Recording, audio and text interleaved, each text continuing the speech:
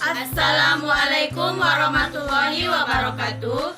Apa kabar? Pada pertemuan kali ini kita akan membahas tentang gejala alam. Apa yang dimaksud dengan gejala alam dan apa saja jenis-jenis gejala alam? Dan apa penyebab terjadinya gejala alam? Dan bagaimana cara menanggulanginya? Mari kita simak pada video berikut ini. Jangan lupa like, Komen, and subscribe. Nah, pada pembahasan pertama, kita akan mengetahui tentang apa itu gejala alam dan apa saja jenis-jenis gejala alam. Jadi, yang dimaksud dengan gejala alam adalah suatu keadaan dari alam yang menandakan akan terjadi sesuatu pada alam. Dan apa saja jenis-jenis gejala alam? Jenis-jenis gejala alam pada umumnya: yang pertama banjir, yang kedua gempa bumi, yang ketiga tsunami, dan yang keempat tanah longsor. Yang pertama banjir. Yang dimaksud dengan banjir adalah peristiwa atau keadaan di mana terendamnya suatu daerah atau daratan karena volume air yang meningkat. Yang kedua gempa bumi. Yang dimaksud dengan gempa bumi adalah getaran atau guncangan yang terjadi di permukaan bumi yang disebabkan oleh tumbukan lempeng bumi, patahan aktif, aktivitas gunung api atau runtuhan batuan. Yang ketiga tsunami.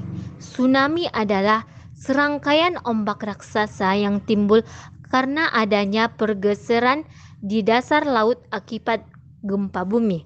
Dan yang keempat, tanah longsor. Tanah longsor adalah salah satu geseran massa tanah atau batuan atau gabungan keduanya menuruni atau keluar lereng akibat terganggunya kestabilan tanah atau batuan penyusun lereng. Selanjutnya saya akan membahas tentang penyebab terjadinya gejala alam. Yang pertama, penyebab terjadinya banjir. Banjir terjadi di musim hujan dan disebabkan ulah manusia yang kurang arif dan tidak bertanggung jawab, seperti membuang sampah sembarangan dan menebang pohon sembarangan. Yang kedua, penyebab terjadinya gempa bumi. Gempa bumi terjadi karena adanya pergeseran lapisan bumi yang berasal dari bawah permukaan bumi dan dibagi menjadi 3, yaitu tektonik, vulkanik, dan tanah runtuh. Yang ketiga, penyebab terjadinya tsunami. Dapat mengakibatkan kerusakan besar di daerah pantai. Yang keempat, penyebab terjadinya tanah longsor. Terjadi saat lapisan bumi yang paling atas dan bebatuan terlepas dari bagian utama gunung atau bukit. Hal ini biasanya terjadi karena curah hujan yang tinggi, gempa bumi, atau gunung api. Selanjutnya, cara menanggulangi gejala alam. Yang pertama, yaitu upaya menanggulangi banjir.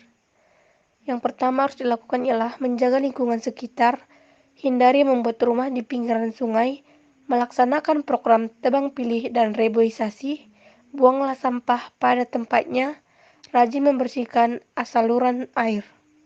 Dan yang kedua, upaya penanggulangan bencana tanah longsor. Yang pertama, mengenali daerah yang rawan terjadi tanah longsor.